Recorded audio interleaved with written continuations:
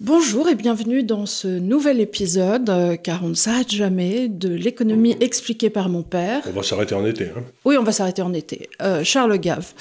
Alors aujourd'hui, j'annonce que Léonard est malade, souffrant, donc il m'incombe de faire les deux émissions que nous faisions normalement. Je n'ai aucune résistance. Aucune résistance.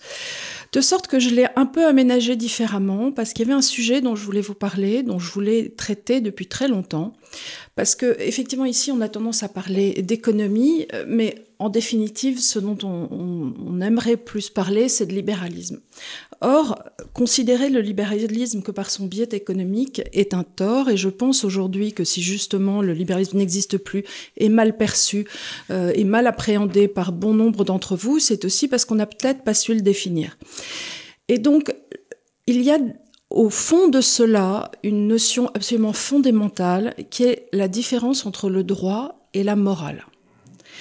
Et Charles avait commis, il y a pas mal d'années, un papier que vous pouvez retrouver sur le site de l'Institut des Libertés qui s'appelait « Abelard au secours, ils sont devenus fous », je crois, ou quelque chose comme ça.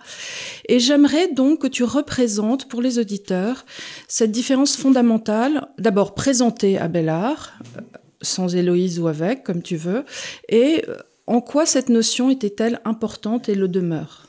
Alors, Abelard, c'était au tout début du mouvement universitaire en France, où l'Église commençait à créer des universités partout. Donc il n'y avait pas encore l'université de Paris, mais il y avait déjà l'université de Padoue, etc. Donc on doit parler, je ne sais pas, de 1150, 1180, donc c'est quand même, on commence à sortir des années sombres. Et c'est un homme donc, qui est un très grand intellectuel, qui a un immense prestige. On passe là-dessus rapidement, mais un de ses amis chanoines lui donne la jeune Héloïse à éduquer, qui était une merveille d'intelligence, et il a fait beaucoup pour son éducation. Ce qui fait que le chanoine a été très fâché et qu'il lui a coupé les couilles. Donc, oui, c'était un peu définitif. C'était un peu définitif, voilà, c'était un peu définitif. Ma foi, fort douloureux. Fort douloureux. Et ensuite, il y a eu des lettres entre Abelard et Héloïse qui ont été un des classiques de la littérature, justement, qui sont très belles. Mais c'était un immense intellectuel et il s'est beaucoup opposé.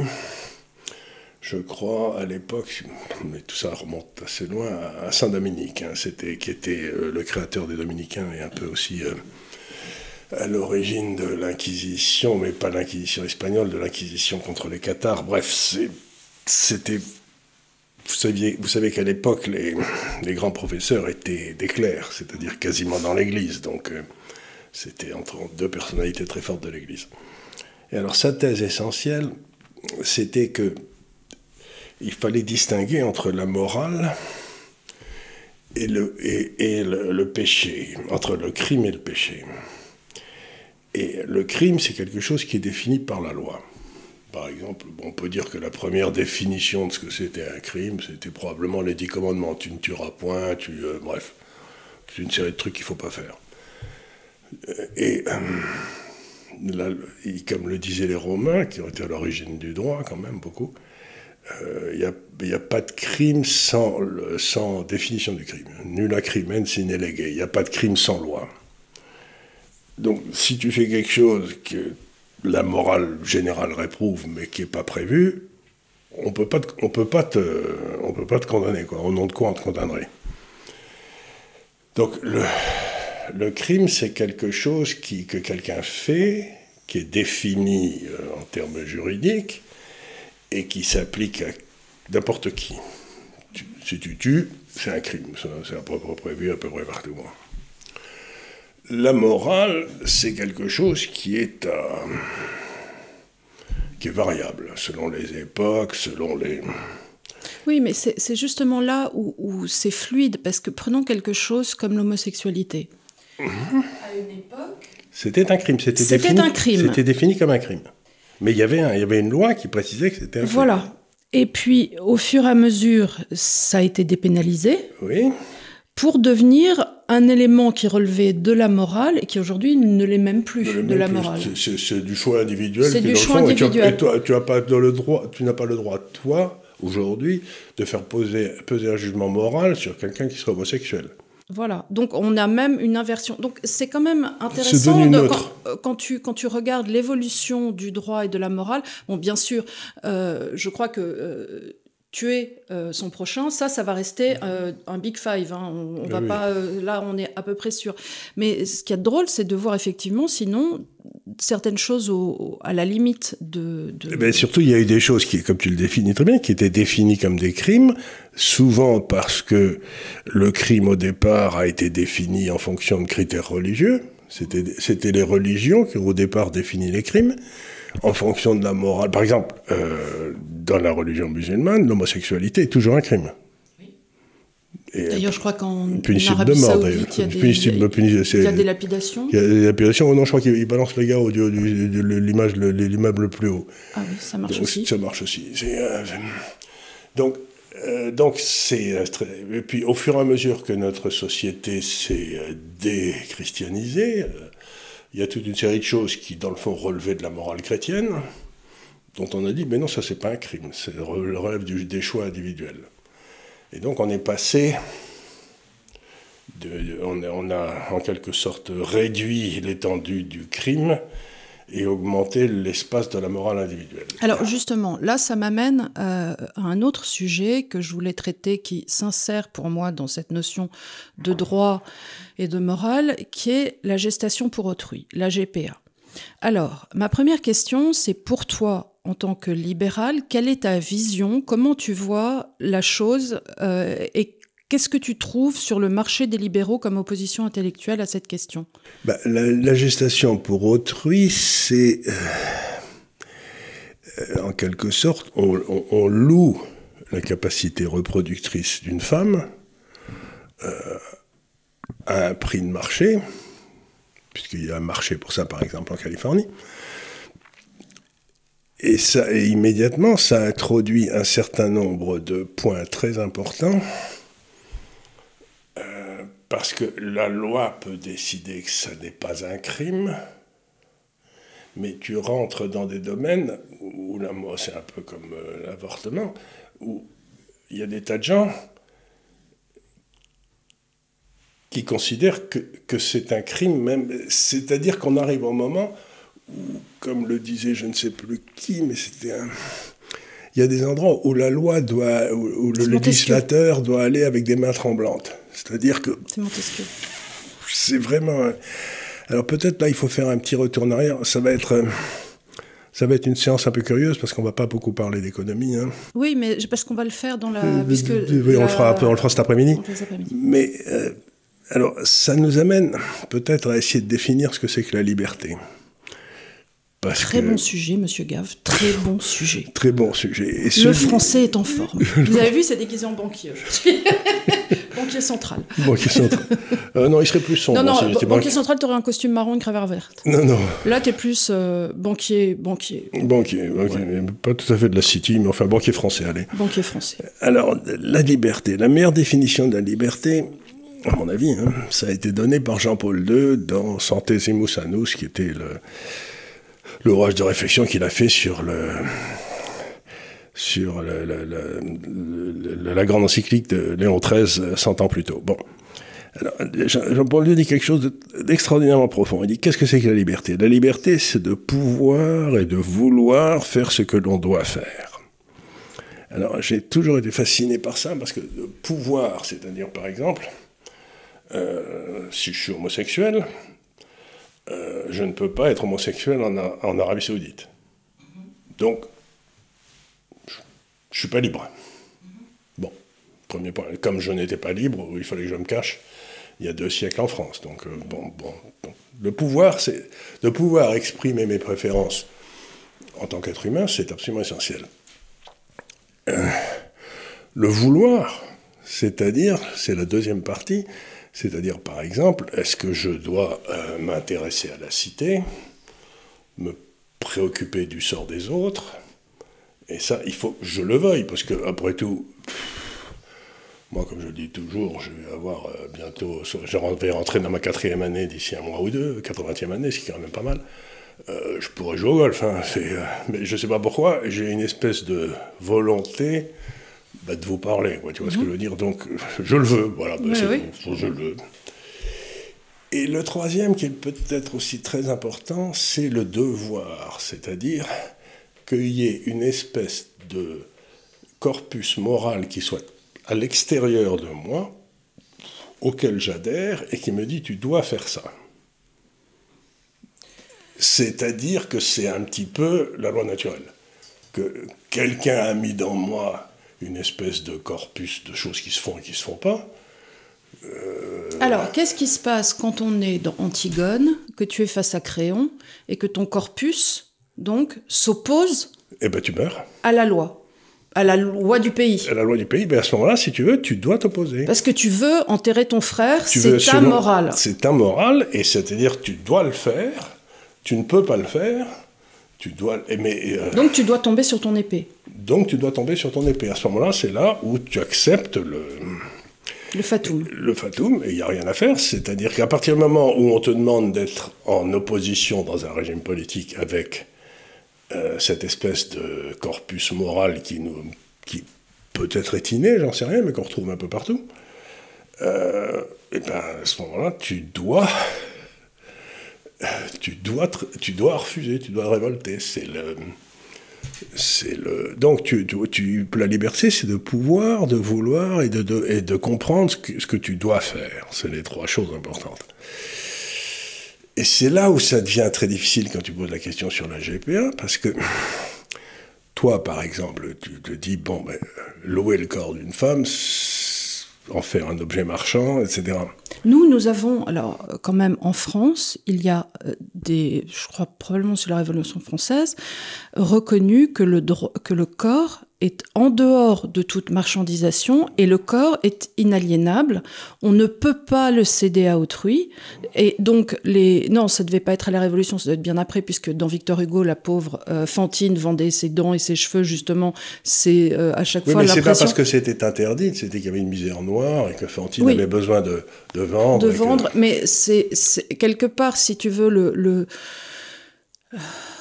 l'idée qu'on va avoir recours à son corps comme dernière manière de subsister est une atteinte à la dignité humaine, et ça a été reconnu comme tel dans notre droit français. Donc, si tu veux, ce que tu es en train de dire, c'est que cette espèce de corpus moral qui nous vient beaucoup du christianisme, mettons, a été incorporé dans le droit français il y a déjà très longtemps. Voilà. Et que c'est à ce titre, parce qu'on ne vit pas sur la misère d'autrui, que la location d'utérus, quelque part, c'est utiliser des femmes dans le besoin, des femmes plus pauvres, comme on le fait de niveau mondial, et à cause de cela... Je crois que 50% des fermes à bébés, en quelque sorte, l'horrible expression, ont été en Ukraine, justement. Voilà. Donc ça pose... Au nom de la dignité humaine... Donc, toi, tu es en train de dire que... Et ça se justifie.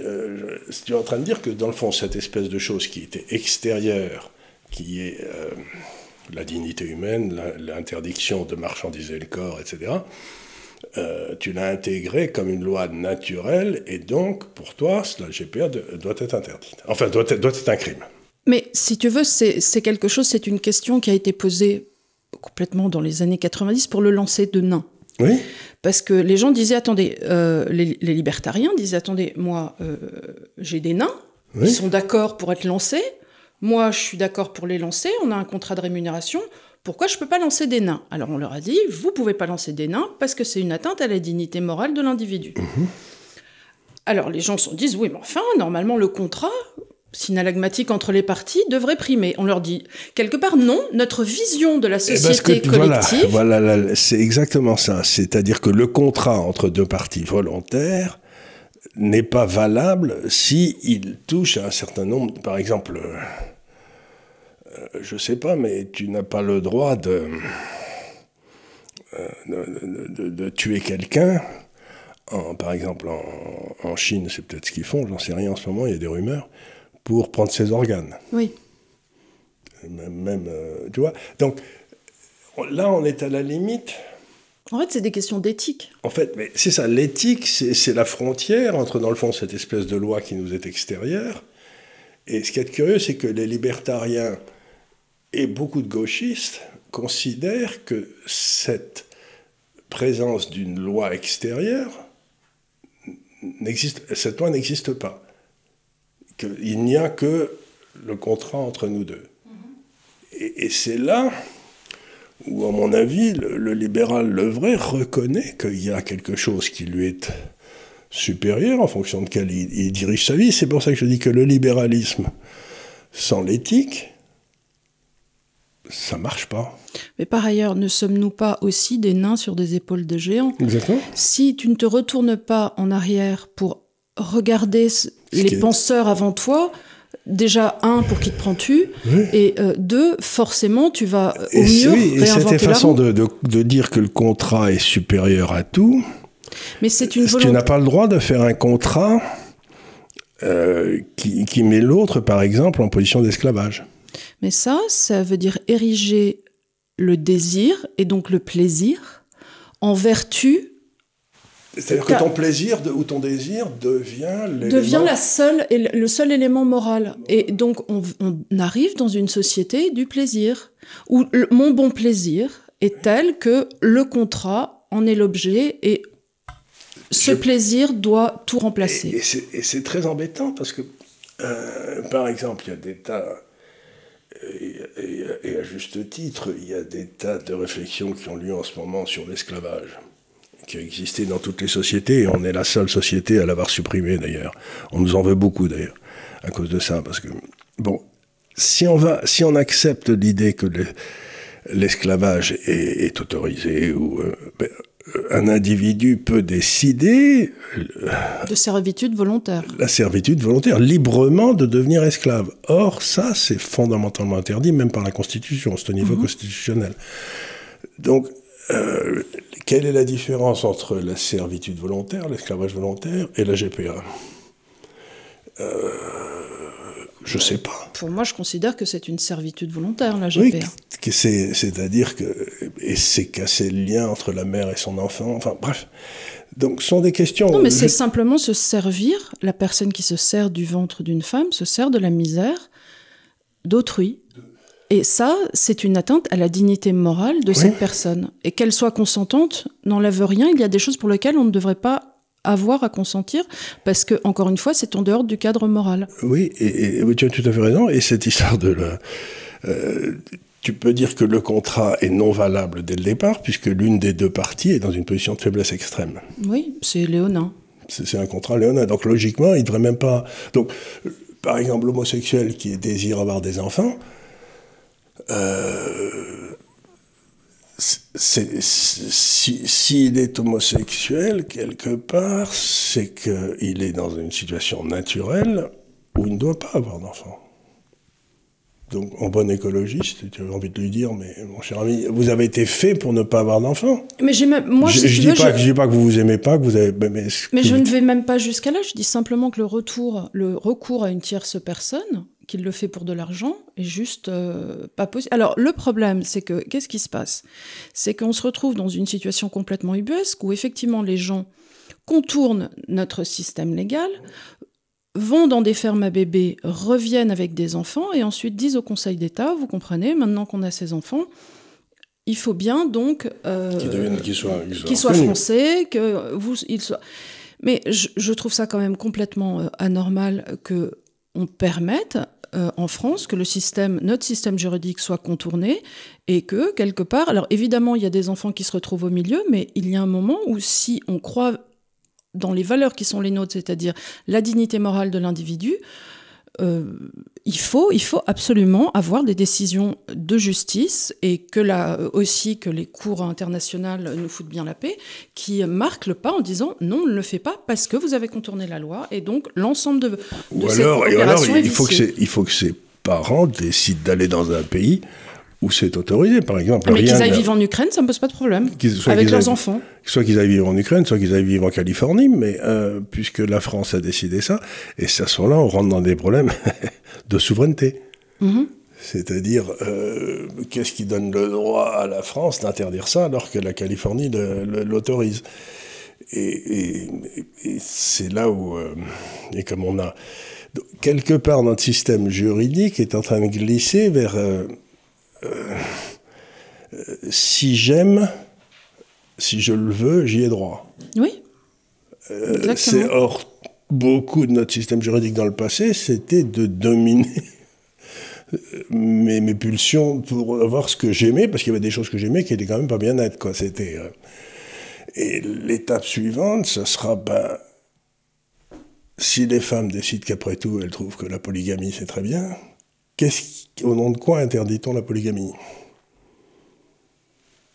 C'est le même discours. Après, si tu veux, si c'est la société française qu'on a envie d'avoir, toi et moi, on est pour un référendum d'initiative citoyen, à la rigueur, votons. Si l'ensemble des Françaises ont envie d'une société polygame et ainsi de suite, qui je suis pour... Elle existe déjà, la société polygame. On a déjà des milliers de cas de polygamie en France, où un type vit avec 3, 4, 5 femmes. Et il y en a 4 qui sont non mariés, donc il y a le droit à des subventions exceptionnelles. Donc on subventionne la polygamie en France. Alors, si tu veux, moi, l'autre chose, c'est que dans le droit, pour moi, le rôle du droit est de protéger le plus faible. Oui. Dans une situation de polygamie, je n'ai pas le sentiment, la sensation qu'une partie serait plus faible que l'autre, et ainsi de suite. Ce que j'ai dans la GPA, puisque là, tu vas avoir 2 personnes faibles, tu vas avoir la mère qui est dans une situation précaire financière, et ce bébé qui va naître de ce contrat, qui va se retrouver lui aussi dans une situation de précarité innée, enfin induite, puisqu'il ne connaîtra pas sa mère. Et il se passe des phénomènes très graves. C'est comme il y a eu le Covid et puis ensuite la guerre en Ukraine. Ces fermes à bébés avaient envoyé toute une série d'enfants parce qu'ils allaient être adoptés sans difficulté, mais ils ne l'ont pas été. Donc on se retrouve aujourd'hui avec des enfants d'1 an, 2 ans, qui sont là et dont on ne sait pas quoi foutre. C'est abominable. Puisque les gars n'ont pas pu venir pour les adopter. Sans compter, si tu regardes en pratique, la brutalité des contrats, surtout en Californie, envers les mères porteuses, qui leur demandent de ne pas avoir de rapport pendant toute la durée, ce qu'elles doivent manger à leur près, ce qu'elles doivent... Enfin, c'est véritablement de l'esclavage pendant 9 mois. Je ne trouve pas ça normal qu'on se permette, soi-disant dans une société que l'on qualifie de progressiste, de mettre en esclavage des femmes, même volontairement, enfin, même si elles le font volontairement pour de l'argent. C'est pas parce que l'esclavage devient volontaire qu'il en deviendrait moral. Et qu'on serait une société ou même légale. Qui devrait regarder ça avec bienveillance. Je ne crois pas. Moi non plus.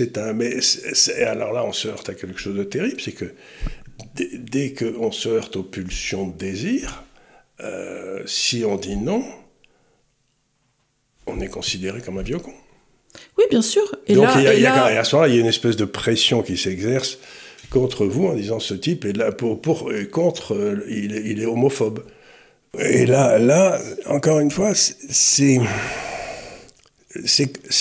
comme l'euthanasie.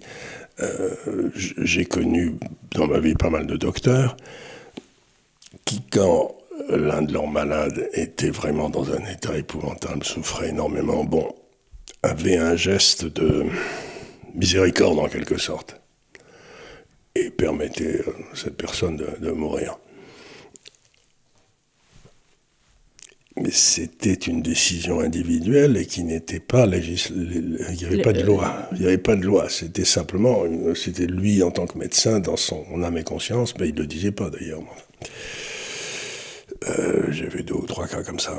Mais à partir du moment où on va légiférer sur l'euthanasie, où on va dire vous avez le droit de tuer, d'abord c'est complètement antinomique avec le serment d'Hippocrate, c'est-à-dire qu'on demande aux médecins de faire quelque chose. Leur promesse, c'est de maintenir la vie envers et contre tout. Et ça pose des problèmes essentiels, parce que dans le fond, il y a des tas de gens qui trouvent que les vieux mettent longtemps à mourir quand on attend l'héritage. Vous voyez ce que je veux dire? J'ai quelques cas aussi dans ma vie qui étaient à la limite d'être drôles, tellement l'arrière-grand-père richissime mettait un temps fou à mourir et tout le monde était désespéré derrière, parce que... Et on connaît aussi la grand-mère décède et 2 heures après, ils sont dans le château en train de faire l'inventaire mais littéralement, c'est-à-dire oui. C'est au premier qui arrivera pour prendre le tapis du salon. C'est exactement. Tu vois à qui je pense? Absolument, tout à fait. J'en ai vu aussi tout un tas comme ça. Et donc, il y a beaucoup de cas qui se passent comme ça. Et de là à dire, écoute, maman va pas très bien, il serait peut-être temps, elle est toute seule dans son château, là, on va peut-être... Moi, ce dont j'ai le plus peur, c'est, pardon, mais des caractères comme ma tante Denise, que j'embrasse, qui a toujours l'impression de déranger. Et je me dis, mais cette pauvre Denise, dans cette situation, elle va se dire, ah, je voudrais pas rester trop longtemps, je vais vous embarrasser. Non, mais débranchez-moi parce que je vais déranger. Et il y a plein de gens qui sont comme ça, qui disent, je veux pas être un poids, surtout. Si je dérange, tu me le dis, je pars tout de suite. Et en fait, on va pousser nos personnes âgées à se déclarer plus vite mal en point ou de toute façon... Ou à demander, dites les gars... Après, on a un autre problème, on l'a vu avec Orpea, c'est le traitement... les traitements des vieux, dans notre société... Est devenu abominable. Est devenu abominable. Enfin, c'est quoi cette société où on coupe nos vieux... Alors, j'ai bien conscience qu'on vit dans des petits appartements en ville, j'ai bien conscience de tout ça et ainsi de suite. Avec le Covid, ça a été d'une brutalité en plus. On a empêché les petits vieux, ils sont morts non pas du Covid, ils sont morts de chagrin. Tristesse. Ils sont morts de chagrin parce que plus personne ne pouvait venir les voir. Et alors... Ils se retrouvent dans des mouroirs avec rien à bouffer. Un truc idiot, par exemple, on leur donne des plateaux où il faut ouvrir, et la plupart ont plus les mains très fortes, donc ils ne réussissent pas à ouvrir les espèces de trucs à double pas de vis pour éviter que les enfants les ouvrent. Déjà que moi je prends 10 minutes, là, c'est-à-dire le truc où il faut pousser et tourner en même temps. Oui, pour empêcher que les enfants le fassent. Et donc, on me raconte que dans des tas de cliniques ou d'hôpitaux, les petits vieux bouffent rien. Ils sont morts de faim. Parce qu'ils ne réussissent pas à ouvrir les bitoniaux. Non, et puis tu n'as pas le droit de venir avec des animaux de compagnie la plupart du temps, donc tu es obligé de laisser tes chats ou tes chiens, ou le DAF est là, du reste. Il est d'ailleurs très ému à cette idée. Je pense que... Donc, Abélard, c'est encore une fois... Alors, donc, revenons à Abélard, parce que c'est un sujet intéressant. Donc, ce qu'avait dit Abélard, c'est que l'État, son rôle, c'est de punir le crime. Et ça me paraît parfaitement justifié. Donc, on retrouve, dans le fond... bien avant Max Weber, mais les fonctions, l'État, ça a le monopole de la violence légale, quoi. Bon, il a le droit de vous... Si vous avez commis un crime, il a le droit de s'occuper de vous. La morale, il n'est pas possible qu'il y ait une morale d'État. Il n'est pas possible qu'il y ait une morale d'État parce que, comme on vient d'en discuter là pendant 10 minutes, ta morale n'est peut-être pas la mienne, n'est peut-être pas celle des gens dans la rue, etc. Donc, sur des sujets comme ça, l'État ne peut pas légiférer. Mais ce qui se passe, c'est que depuis 20 ou 30 ans ou 40 ans, il y a une espèce de moraline, je ne sais pas comment on peut appeler ça. Oui, la moraline. La moraline, une espèce de machin qui considère, par exemple... Je vais prendre un exemple idiot, le réchauffement atmosphérique. Allez, tiens, c'est un truc... La science, c'est de considérer une hypothèse, et une fois que tu considères cette hypothèse, tu la considères bien, tu l'étudies, et tu la rejettes ou tu l'acceptes. Mais tu suis un processus logique, bon. Donc, hypothèse, réchauffement atmosphérique, qui entraîne toute une série d'hypothèses secondes. Est-ce qu'il a lieu? Oui ou non? Est-ce qu'il est... Deuxième possibilité, est-ce qu'il est anthropique? Troisième possibilité, est-ce que s'il y a un réchauffement atmosphérique, c'est une bonne ou une mauvaise nouvelle? À chaque fois, c'est une hypothèse différente. Et il faut les analyser chacune. Mais aujourd'hui, cette morale générale a décidé que le réchauffement atmosphérique était... mauvais en soi. C'était un... Donc, je me retrouve, quand je dis, il faudrait étudier les trucs cas par cas, quelles sont les solutions, comment on fait, condamné comme quand il y a 50 ans, je disais que le marxisme était une imbécilité. Parce qu'il ne faut pas oublier qu'il y a 50 ans, les mêmes qui veulent m'empêcher de parler aujourd'hui sur le réchauffement atmosphérique, pas de parler, mais d'étudier, de voir ce qu'il y a, parce que moi j'y connais rien, mais il y a des gens, je regarde, je lis, ça fait 40 ans que je lis dessus, et je ne me suis toujours pas fait une opinion, c'est dire si c'est compliqué. Mais l'idée, c'est quand même de laisser libre le choix de l'hypothèse. La science, c'est que les scientifiques choisissent l'hypothèse, l'étudient, la réfutent ou l'acceptent. C'est ça la science. Oui, mais si la morale te dit, vous n'avez pas le droit d'étudier parce que maintenant, on sait qu'il y en a une et on sait que c'est responsable et on sait que c'est mauvais, mais tout ça n'a pas été prouvé. Donc c'est et pour si mauvais. C'est pour si mauvais, c'est exactement ce qu'a fait l'Église catholique. Et on est en train de faire cette hypothèse qu'on a fait à Galilée. Et sauf que bon, on peut en parler, mais... C'est-à-dire qu'il y avait, à l'époque de Galilée, l'Église catholique disait « il est hors de question qu'on dise que c'est la Terre qui tourne autour ». Et en fait, c'était pas ça. C'est ce qu'on nous a raconté. Oui, c'était pas vrai. Ça la réalité. C'est que Galilée disait qu'il faisait une hypothèse que la Terre tournait autour du Soleil, ce qui est vrai, mais que c'était en rond. Oui. Et toutes les études que faisait l'Église catholique, parce qu'à l'époque, il ne faut pas oublier que le pape avait une map monde dans sa bibliothèque, donc il savait très bien, parce que c'est tard Galilée, il savait très bien que la Terre tournait. Mais toutes les hypothèses montraient qu'elle ne tournait pas en rond. Et qu'il y avait quelque chose qu'on ne comprenait pas. En fait, je crois que c'est Kepler qui l'a montré que c'était une ellipse, en fait. C'est une ellipse. Voilà. Donc, le débat, aussi curieux que ça paraît, c'était plutôt sur le rond, alors on n'avait pas encore trouvé l'ellipse. Bon. Mais aujourd'hui, on m'interdit, pour des raisons de morale, de poser ces questions, de les étudier, et on me traite de négationniste. Alors, c'est mieux que ça. C'est-à-dire que donc Charles est allé cette semaine à un très intéressant débat chez Thinkerview qui a duré 3 heures. Et il n'en pouvait plus avec Olivier Delamarche. Et en fait, c'est assez intéressant parce que moi, j'ai eu le sentiment, je donne mon sentiment, qu'à un moment, donc tu parlais de finances, et c'est comme un peu si on te faisait passer par un tamis. Et là, on te fait, quelque part pour discréditer tout ce que tu avais dit avant, tout à coup, on te parle du rapport... Et j'utilise les mêmes méthodes, mais là... Mais c'est la très sainte Inquisition.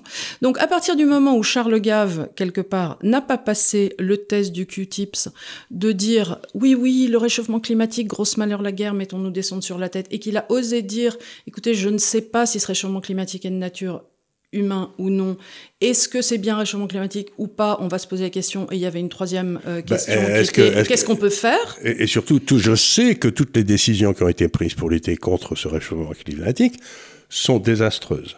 Et on a pris toutes les mauvaises solutions. Ou n'ont aucune incidence, comme le fait que l'Allemagne se retrouve à brûler du charbon, en veux-tu en voilà. Et nous, on nous explique que si on trie les bouchons de nos bouteilles, tout va aller bien. Je me permets de lever un œil.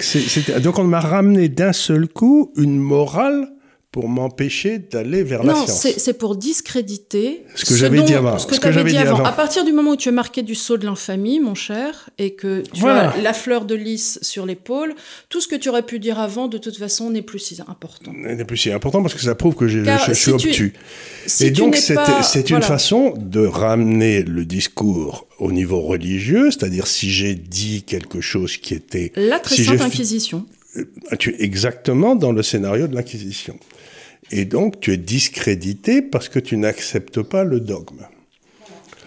Eh bien, le dogme en matière scientifique, ça n'existe pas.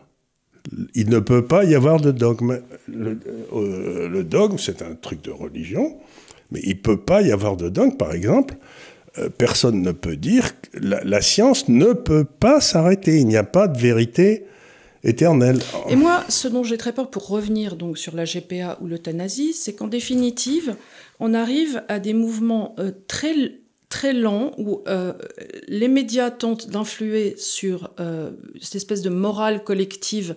On rappelle que la morale, il la crée, alors que la morale ne peut être qu'individuelle. Donc il crée une espèce de morale collective qui en plus n'est rattachée absolument à aucun ordre religieux. Donc il y a une espèce...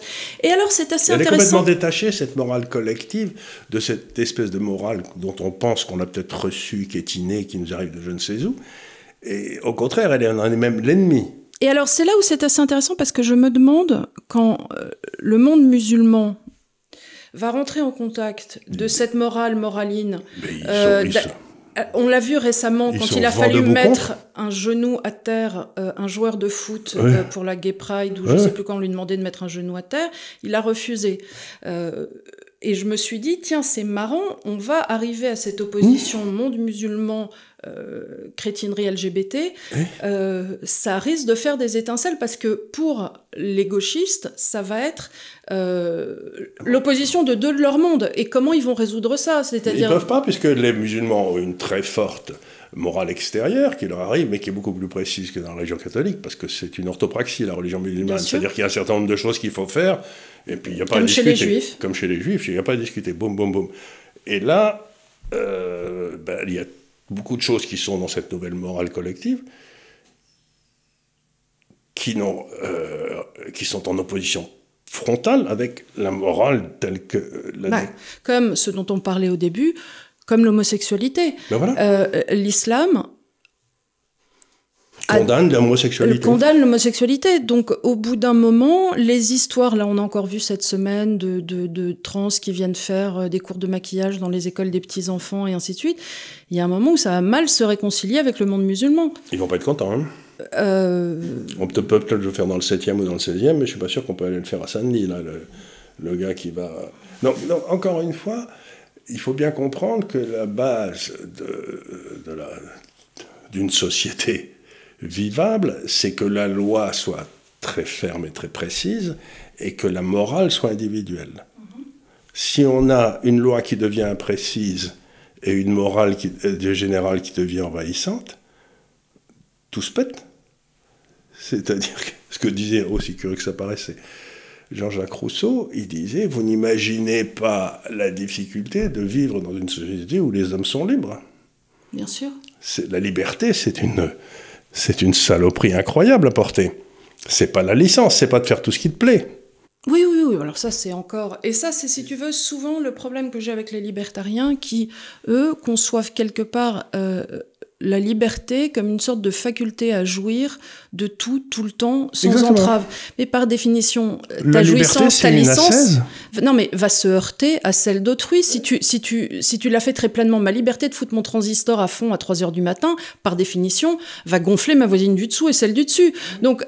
c'est une entrave, ma liberté, à quelqu'un d'autre. Et donc, la seule façon, c'est que tu portes en toi la notion que ton premier travail, c'est de ne pas emmerder les autres. Voilà. Mais... Et ça, c'est toute la base du libéralisme. Et pour ça, il faut qu'il y ait une loi très précise, très dure, et qu'on me laisse bien tranquille sur le reste. Mm-hmm. Et c'est cette espèce de dichotomie qui faisait la force de nos sociétés qui est en train de... partir, c'est-à-dire maintenant on est en train de condamner les individus au nom d'une morale collective. Voilà. Et ce qui est incompréhensible. Et c'est ce qu'on voit aussi. Et la morale collective d'ailleurs, ça en arrive même au point qu'on dit vous ne comprenez même pas ce qui vous êtes parce que si vous êtes blanc, vous êtes automatiquement raciste. Bien sûr. Et mais c'est complètement incroyable. Donc c'est exactement comme de dire. Vous êtes juif, donc vous êtes automatiquement rapia, et puis on a eu raison de vous mettre dans des camps de concentration. À partir du moment où on admet une morale collective, on admet une responsabilité collective. Et la responsabilité collective, ça se termine toujours avec des camps de concentration. Des goulags, etc. Et Auschwitz, etc. Donc, ils ne se rendent pas compte de la voie dans laquelle ils sont rentrés. C'était l'histoire, c'était quoi? C'était en Chine où ils avaient foutu dans les goulags tous les types à lunettes, parce que les types à lunettes... au Cambodge. Au Cambodge. Ils les avaient tués. Ils les avaient tués. Tous les types à lunettes étaient potentiellement intelligents, parce qu'ils savaient lire. Ils savaient lire, intellectuels, boum. Boum. Donc voilà. On les avait tués tous les... C'était la première critère de sélection pour liquider les Cambodgiens. Là. C'était à peu près 50% de la population. Sous les applaudissements de la gauche française. Et là, regardez encore une fois...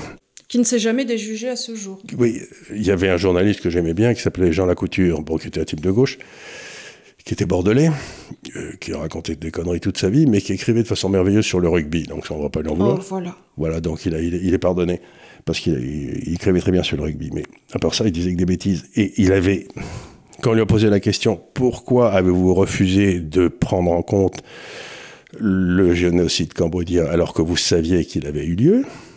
Il a répondu parce que le premier qui en ait parlé, c'est le Figaro. Ah oui. Donc, on voit bien cette morale collective en œuvre, là. Comme la nouvelle venait de quelqu'un que moralement je condamne. De droite ? De droite, que moralement je condamne parce qu'il est de droite, whatever that means, eh bien, je ne pouvais pas en parler moi-même. C'est-à-dire que pour lui, entre reprendre une information du Figaro et condamner à génocide, reprendre une information du Figaro, c'est beaucoup plus grave. Oui, ça va loin quand même. Mais c'est ça, c'est le drame de la gauche à l'heure actuelle, c'est celui-là. C'est qu'ils ont complètement perdu le sens des proportions entre condamner à génocide et ne pas en parler parce que c'est le Figaro. Et on le voit par exemple dans tous les discours sur l'identité française.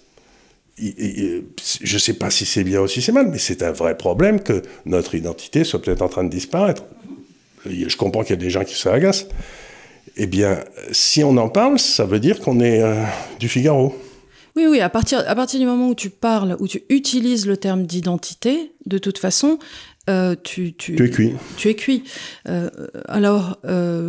Soi-disant, là, la campagne de Zemmour aurait fait bouger les lignes. Je ne pense pas. Je pense que si quelque chose, pendant ces élections, ce qu'on a pu voir, c'est que les gens ont terriblement voté suivant leur milieu social. Plus que jamais, les gens disent qu'ils ont voté suivant leurs convictions, c'est pas vrai du tout. Les gens ont voté complètement leur appartenance, c'est-à-dire... les anciens du Parti communiste ont voté Le Pen. Oui, mais ça, c'est parce qu'elle a récupéré tout le vote structurellement... Des toutes petites gens. Des petites gens, des ouvriers. Et puis, je pense que ce qui a été mal perçu, ce que les gens n'ont pas compris, c'est la notion d'attachement. Et les gens qui votent Front National ont un fort attachement. Comme ils l'avaient au Parti communiste. Comme ils l'avaient au Parti communiste. Et c'est le grand-père de Romain, qui disait, qui est un jeune avec qui nous travaillons, qui disait, moi je vote, je crois que c'était communiste ou socialiste. Il dit, je connais pas le candidat, mais c'est chez nous, c'est ce qu'on fait. Voilà, on vote socialiste ou on vote communiste, c'est tout. Il n'y a même pas à se poser de questions. Et les votes sont un vote donc de classe et d'attachement aussi. Et on a bien vu le vote Macron, c'est la bourgeoisie, la grande bourgeoisie. La grande bourgeoisie et la petite bourgeoisie. Le vote Zemmour, c'était grosso modo ce qui reste du vote chrétien, quoi. Oui. C'était je suis persuadé parmi ceux qui ont voté Zemmour, il devait y en avoir 90% qui allaient à la messe tous les dimanches, quoi, je veux dire, c'était bien évident. Et donc on retrouve comme ça ces choses-là, et aucun d'entre eux n'a réussi à passer à l'étape supérieure, c'est-à-dire justement à parler de morale, de crime, d'histoire. Et pourtant Zemmour a essayé, mais il est parti, à mon avis, sur un truc qui était faux dès le départ, donc ça n'a rien donné. Mais ce sont des vraies questions, mais on ne les traite pas. Ce sont de vraies questions. Et aujourd'hui, on se retrouve dans un monde qui ressemble beaucoup à Orwell, où, dans le fond, ce que disait Orwell, c'est que si vous utilisez des mots que les autres n'utilisent pas dans le novlangue, là, l'espèce de... à ce moment-là, on vous repère tout de suite. Oui. Et donc, moi, je ne sais pas pourquoi, je ne veux pas parler de moi, c'est pas un sujet bien intéressant, mais... toutes mes études secondaires, j'ai eu des problèmes. D'abord, j'étais un cancre incroyable. Et puis ensuite, les professeurs me rentraient dedans tout le temps, quoi. Je savais pas pourquoi. Donc, quand j'étais en terminale, j'étais dans un nouveau lycée, à Auch. Et j'ai dit au gars qui était avec moi en classe, vous allez voir, je vais m'asseoir, je vais rester tranquille, je vais pas dire un mot. Et tous les professeurs vont m'engueuler. Ils voyaient la mauvaise graine. Tu es mauvaise graine. Mais c'est pas qu'ils voyaient la mauvaise graine, c'est que je devais avoir une attitude. Je sais pas. Donc il doit y avoir des gars comme ça qui sont là et qui pensent pas comme les autres, qui réagissent pas comme les autres. Et à ce moment-là, cette morale collective n'a qu'une envie, c'est de les payer. Oui. Je sens quand je passe parfois dans des endroits comme ça où ils sont majoritaires, une haine contre moi qui me surprend, quoi. Et encore beaucoup plus dans les milieux de droite que dans les milieux de gauche. Oui. Dans les milieux de droite, je sens une haine contre moi qui me laisse pantois. On n'est jamais aussi bien flingué que par les siens, et je sais de quoi je parle, Thérèse. J'en ai fait les frais. T'en as fait les frais, mais toi et moi, si on a cette espèce de capacité à dire... quand le déconomètre a sauté, il faut le dire aussi. On a quand même le droit. Oui, moi j'avais eu comme note au service militaire, par l'époque on en faisait un, mon officier m'avait dit individu puissant mais fragile paraît décider à ne faire que ce qui lui plaît. Ce qui était bien vu. Mais cette idée de faire ce qui lui plaît, ce qui est la base de notre civilisation, finalement, il y a des tas de gens qui ne l'acceptent pas. Oui. Écoute, je pense que c'est un très beau mot de la fin. Voilà. On aura fait une un peu plus petite émission, mais pas tellement, sur le droit et la morale, la GPA, l'euthanasie.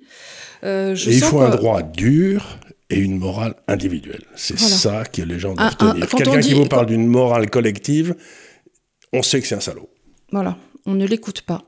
Quand on dit un droit dur, c'est un droit bien écrit, bien légiféré. Ça ne veut pas dire qu'il doit taper sur les gens, ça doit dire qu'il doit être précis et qu'il doit être non fluctuant, parce qu'encore une fois, il n'y a rien de plus désagréable que d'avoir des modifications juridiques qui changent au fur et à mesure. On doit avoir une loi bien écrite, bien ferme, auquel les gens peuvent s'attacher sans recours et qui soit à une visibilité de temps très long, c'est-à-dire au moins sur 2 générations pour moi, pour pouvoir écrire quelque chose dans le temps. Voilà, écoutez, merci beaucoup. N'hésitez pas à poser des commentaires en dessous. Récemment, je ne sais pas si vous l'avez vu, les émissions ont été mises en podcast sur Spotify et la semaine dernière sur Deezer également pour ceux qui préfèrent la plateforme française. Donc, merci à Raphaël qui nous a fait ça. Et j'espère vous retrouver très vite pour une nouvelle émission où on reparlera probablement d'économie. Et j'espère que cette petite digression sur la morale et le droit vous aura plu. Merci beaucoup et à très bientôt. Merci beaucoup.